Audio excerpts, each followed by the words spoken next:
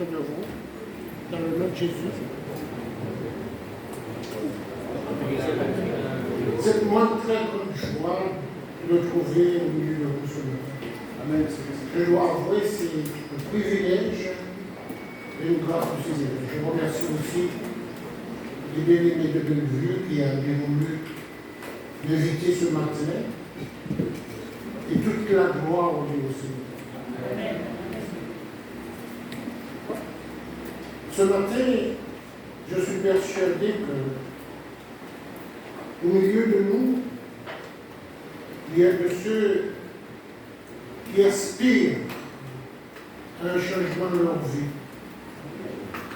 Il y a de ceux certainement qui sont venus avec une souffrance, qui sont en peine. Il y a de ceux, ce matin, qui se demandent pourquoi moi. Mais je voudrais vous dire ce matin que le Seigneur a préparé cette journée pour vous. Vous le croyez? En m'appuyant sur les promesses du Seigneur, le Seigneur dit, c'est ici la journée que l'Éternel a faite, qu'elle soit pour vous un sujet d'allégresse et de joie. Les peines, les chagrins, les soucis de la vie que nous avons, la crainte du lendemain que nous avons, que nous portons jour après jour, cela fait 2 ans. Nous avons un Dieu qui peut changer les circonstances des gens. Oh! Nous avons un Dieu ce matin qui nous dit, les ténèbres ne régneront pas toujours. Oh! Amen. Les ténèbres ne régneront pas. Nous avons un Dieu qui peut changer la malédiction en bénédiction. Amen. Et nous croyons que ce qui était possible aux hommes, Dieu peut leur rendre possible. Et c'est pourquoi, lorsque Dieu dit qu'il a préparé cette journée pour vous, ce matin, par la foi, je dis bien par la foi, dites, Seigneur, tu as préparé cette journée pour moi. Oh! Amen. Oui, amen. Oui, pour moi, pour moi. Le Seigneur dit, c'est ici la journée que l'Éternel a fait quoi? A fait.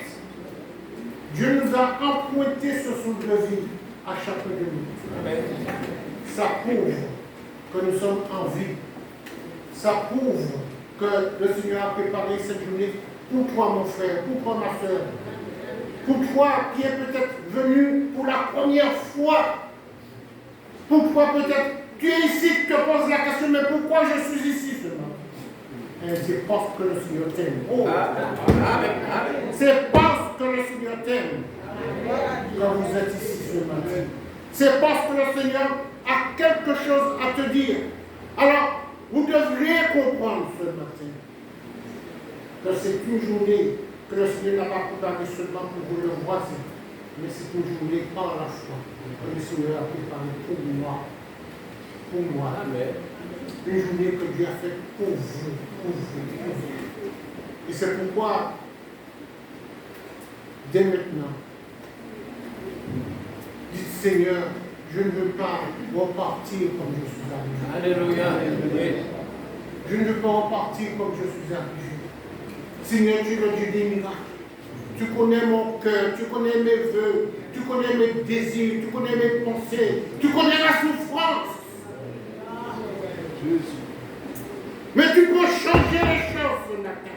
Alléluia. Tu peux changer les choses ce matin. Je ne veux plus repartir comme je suis arrivé. Et c'est par la foi.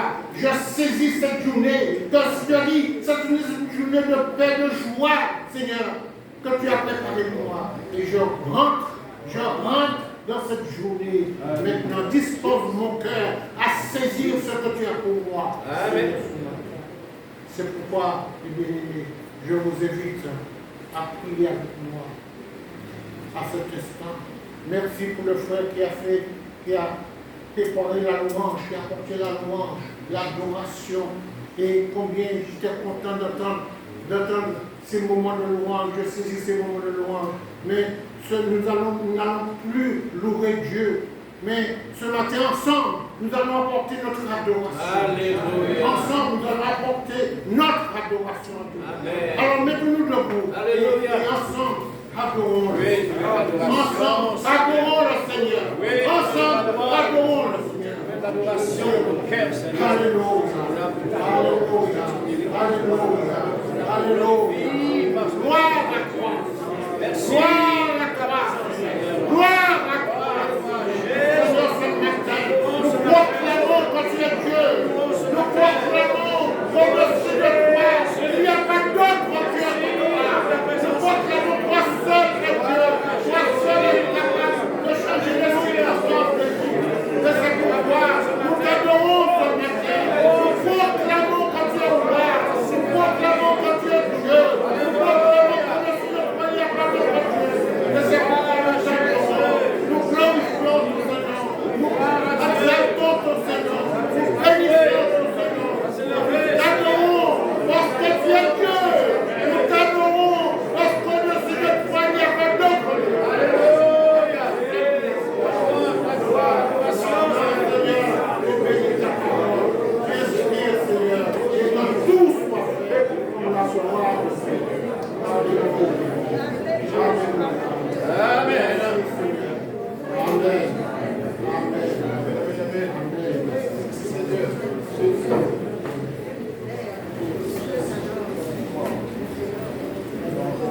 Gloire à toi, Seigneur.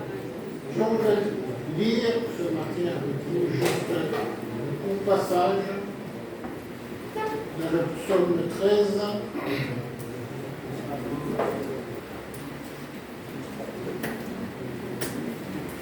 Écoutez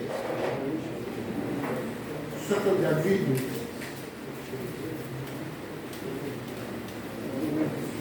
Jusqu'à quand, Éternel, m'oublieras-tu sans cesse? Jusqu'à quand aurais-je des soucis dans mon âme? Et chaque jour des chagrins dans mon cœur. Jusqu'à quand mon ennemi s'élèvera-t-il contre moi? Regarde, réponds-moi, Éternel mon Dieu. Donne à mes yeux la clarté, afin que je ne m'endorme pas du sommeil de la mort. Afin que mon ennemi ne dise pas, je l'ai vaincu, et que mes adversaires ne se réjouissent pas si je chancelle. Moi, j'ai confiance en l'Éternel. Moi, j'ai confiance en l'Éternel. Amen. Seigneur, je sais que tu as déjà béni ta parole. Dispose maintenant les cœurs et inspire afin que tout soit pour la gloire de ton nom. Un homme que David, le grand homme, comme David, l'homme selon le cœur de l'Éternel, et pourtant, il se pose des questions de sa souffrance, de sa peine, de son chagrin. Il se pose des questions, pensant que Dieu l'a oublié. Mes amis, on peut être sauvé. On peut être ici en train de louer, de glorifier Dieu. Et pourtant, on peut aussi être malade. souffrant, désespéré. Mais ce matin, je suis là pour vous dire que les ténèbres ne régneront pas toujours. Amen. Ce matin, je suis là pour vous dire toutes ces pourquoi et combien d'hommes et de femmes ce matin se posent exactement les mêmes questions.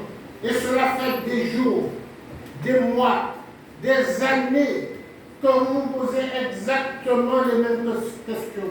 Pourquoi l'Éternel m'oublieras-tu sans cesse? Jusqu'à quand me cacheras-tu ta face? Jusqu'à quand aurais-je de soucis dans mon âme? Mes amis, ici ce matin,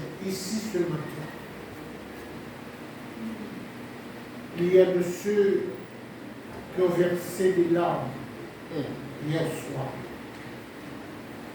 Ici ce matin, il y a de ceux qui souffrent à cause de leurs enfants.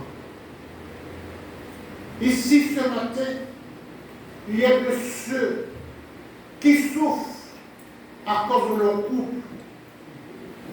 Ils ne savent quoi faire.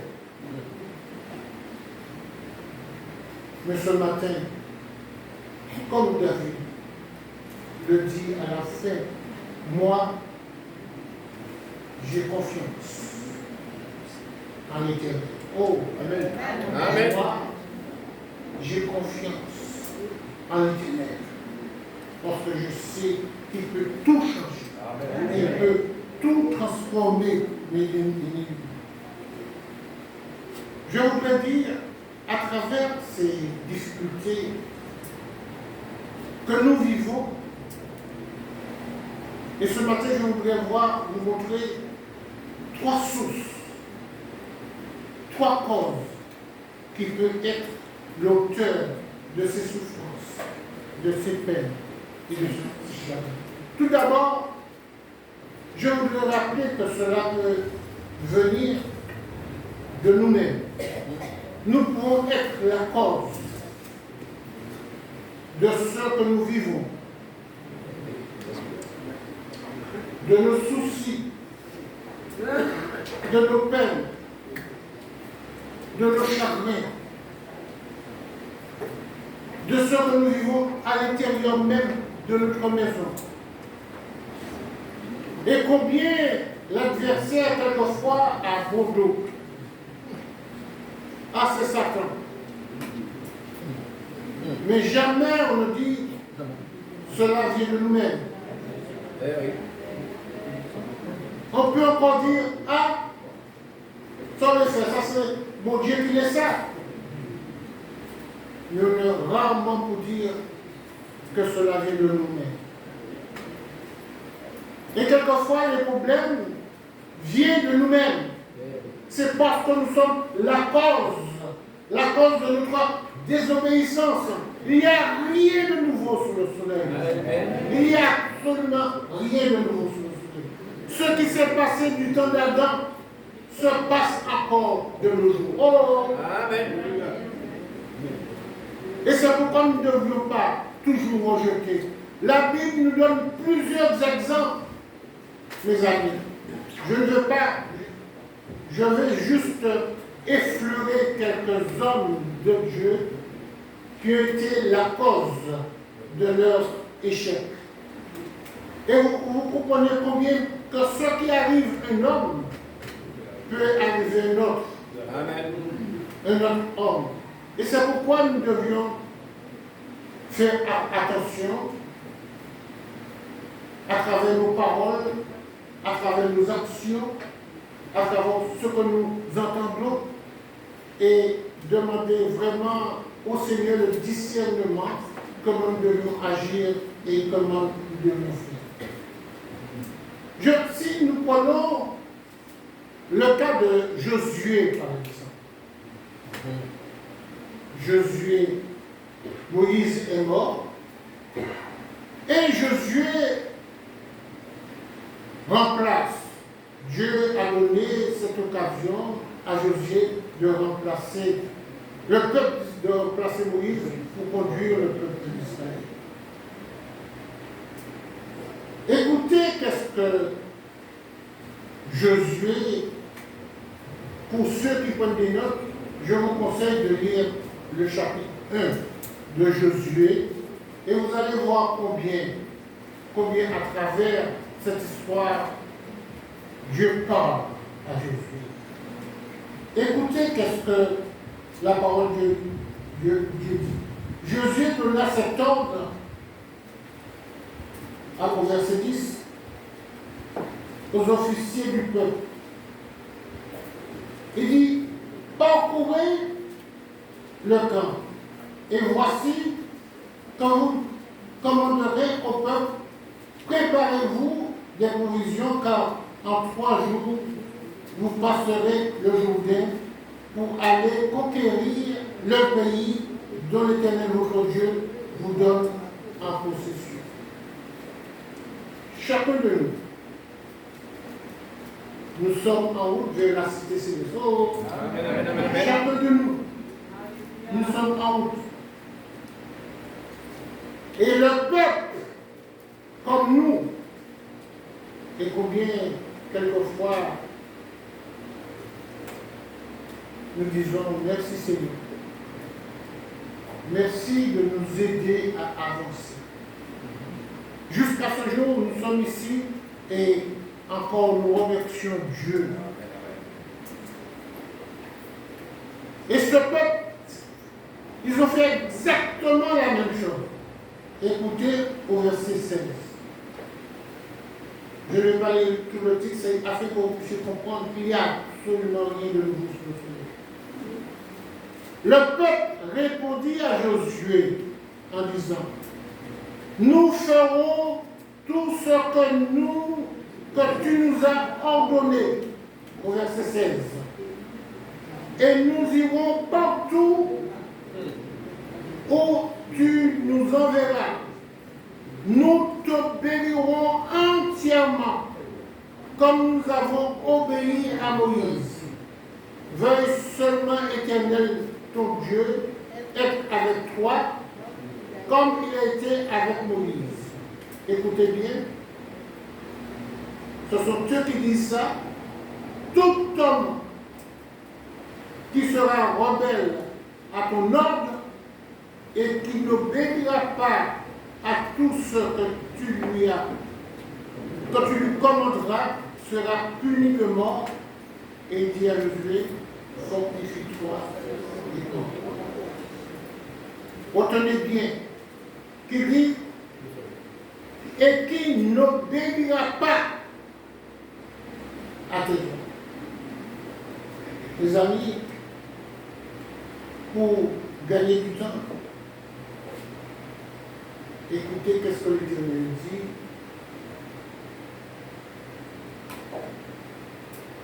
Dans le livre de Samuel. Nous connaissons la suite, la désobéissance. La désobéissance d'Akab. Et parce qu'Akab a désobéi, non seulement lui il a été puni, mais toute sa famille a enduré les conséquences parce que manque d'obéissance.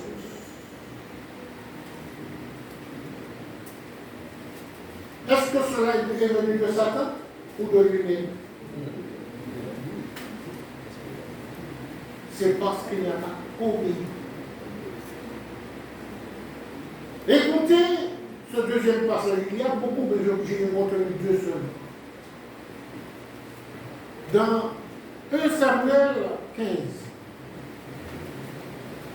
il est dit, je ne lis pas tout le passage, au verset 3, il est dit, va maintenant, un ordre que Dieu donne à Saül, va maintenant, les rois, frappe Amalek et dévoué par interdit tout ce qui lui appartient, tu ne l'épargneras point et tu feras mourir hommes et femmes, enfants et nourrissons, bœufs et brebis, chameaux et ânes. Lorsque nous descendons un peu plus bas, après avoir reçu l'ordre de l'Éternel, écoutez bien, mais Saül et le peuple épargnèrent. Est-ce que Dieu avait dit d'épargner? Il a dit tuer. Il a dit, Saül et le peuple épargnèrent Agar et les meilleurs des brebis, les meilleurs bœufs, les meilleures bêtes de la seconde portée, les agneaux gras et tout ce qu'il y avait interdit. Et ils dévouèrent seulement tout ce qui était méprisable chez Dieu. Et c'est alors l'Éternel adressa la parole à Samuel et lui dit, je me repens d'avoir établi Saül pour roi, car il se détourne de moi et il n'observe point mes paroles. Mes amis, et c'est pourquoi plus loin le Seigneur dit, et nous le voyons, combien l'obéissance à la parole de Dieu est importante. Amen. Ce n'est pas Satan qui a fait cela. Ce n'est pas Dieu lui-même. Mais ça, c'est parce que nous avons refusé d'obéir. Et l'Éternel comprend. Et il dit au verset 22, l'Éternel trouve-t-il plaisir dans les holocaustes et les sacrifices, comme dans l'obéissance à la voix de l'Éternel? Voici, l'obéissance vaut mieux que les sacrifices. Amen.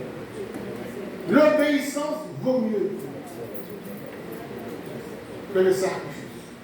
Dieu attend que chacun de nous obéissons à la parole de Dieu. Si nous voulons garder cette communion intime avec Dieu, nous devions être sensibles à la voix du Seigneur. Nous ne devons pas nous contenter d'entendre la voix du Seigneur. Ce que Dieu attend que nous obéissons à sa voix. C'est ce que Dieu attend de nous. Rappelez-vous que tout ce qui arrive à un homme peut arriver à notre. Tout ce qui arrive à un homme peut arriver à nous. Celui qui croit être debout doit prendre garde de ne pas tomber. Personne n'est fort. Personne ne peut dire pas moi. Nous sommes forts seulement lorsque nous demeurons attachés au Seigneur. Amen. Nous sommes forts seulement lorsque nous gardons cette communion intime avec le Seigneur. Nous sommes forts seulement lorsque nous sommes à l'écoute, en obéissant à la voix du Seigneur, mes amis. Et enfin, je voudrais avancer un petit peu et dire, nous avons vu ce premier point, que cela peut devenir de nous-mêmes, mais pas toujours de l'adversaire. Mais cela peut venir aussi de Satan. Oh, Amen, amen. cela peut devenir de Satan. Les mots que nous avons. L'exemple, prenons la vie de Job. La Bible nous dit que Job était un homme juste et intègre.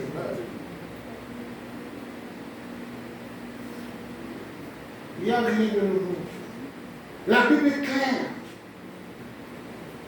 Il nous dit qu'il est là pour dérober et détruire. Il ne nous aime pas, nous non plus nous ne l'aimons pas. Amen. Nous ne l'aimons pas. Et nous sommes en guerre contre lui. Alléluia. Et nous devions être en guerre jour après jour. Il est plus fort que nous, mais celui qui est en nous est plus fort que nous.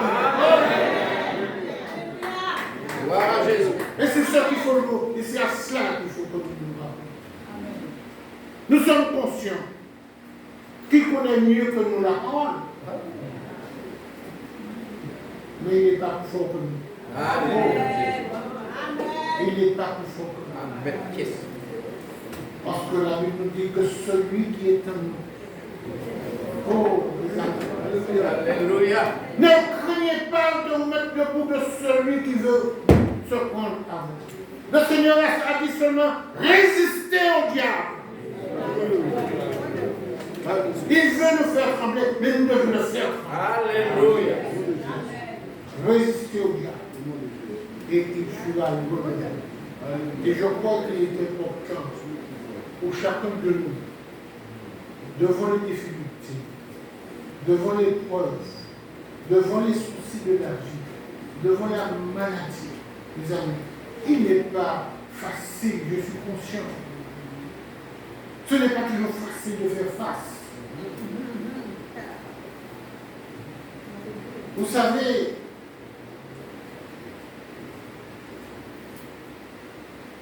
c'est facile de dire de toute chose qu'on peut oublier de ce qui est Dieu. Lorsque nous ne sommes pas malades. Oh. Lorsque nous ne sommes pas dans les difficultés, lorsque nous ne sommes pas dans les soucis de la vie, lorsque nous ne prenons pas de coups de bâton, il est facile de dire ah, toute chose qu'on peut oublier de ce qui est Dieu. Mes amis, je pensais à ma mère qui dit, c'est tout seulement que ça s'inquiète chez vous. Tout au pas en souffrance, on va passer cette souffrance. Mais lorsque vraiment vous êtes dans la souffrance, à ce moment-là, vous savez qu'est-ce que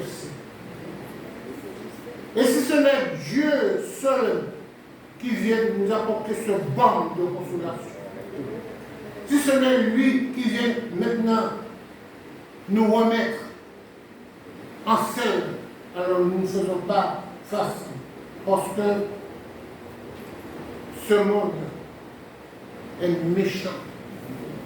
Dans ce monde où nous vivons, c'est uniquement la majesté. Et c'est pourquoi la Bible dit, soumettez-vous à Dieu. Soumettez-vous à Dieu. Et bien aimé, ce matin, lorsque l'adversaire vient nous attaquer, alors comprenons, seul Dieu attend que nous résistions.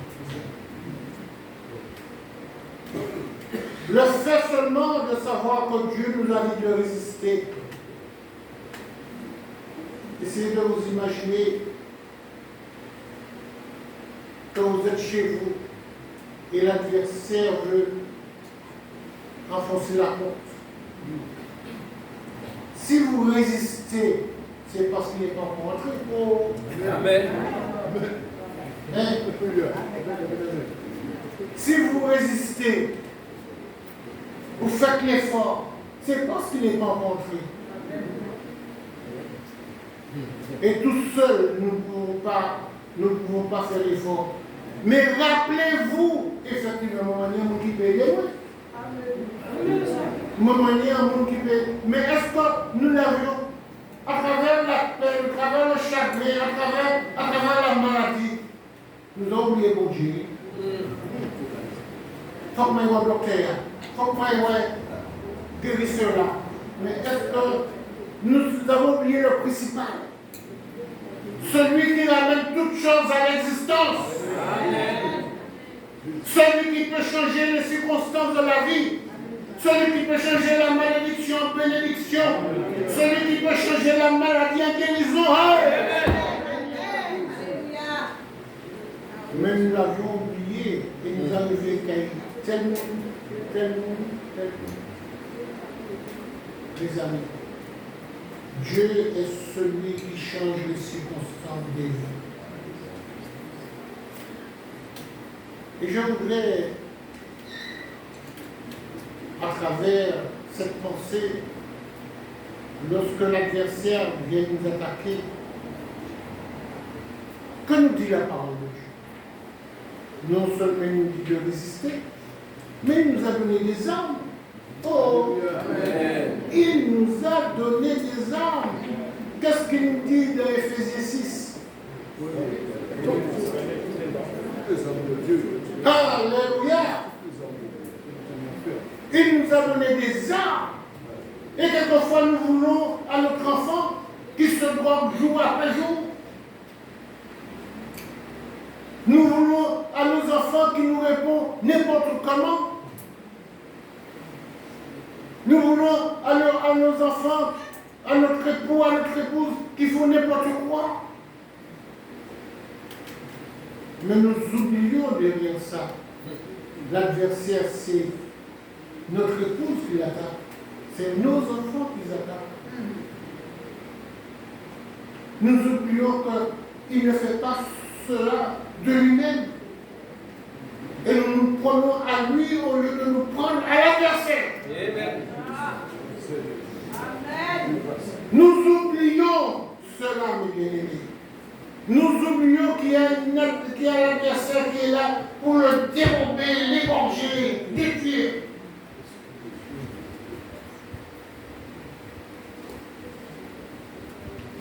Rien n'a changé sous le soleil. Rien n'a changé sous le soleil. Les amis. Et c'est pourquoi Dieu nous a laissé plusieurs passages. Dans Éphésiens 6, je vais lire chez vous parce qu'on n'aura pas le temps. 10 à 13. Il nous a laissé aussi dans Matthieu 16, 19.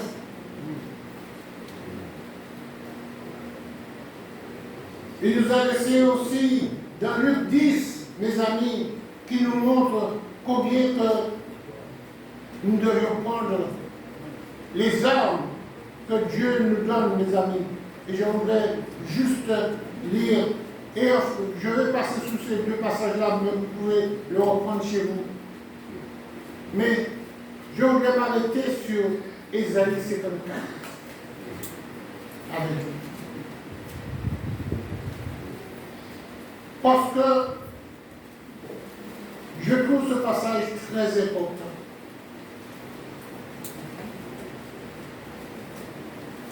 Si Dieu nous a laissé des armes, si Satan aussi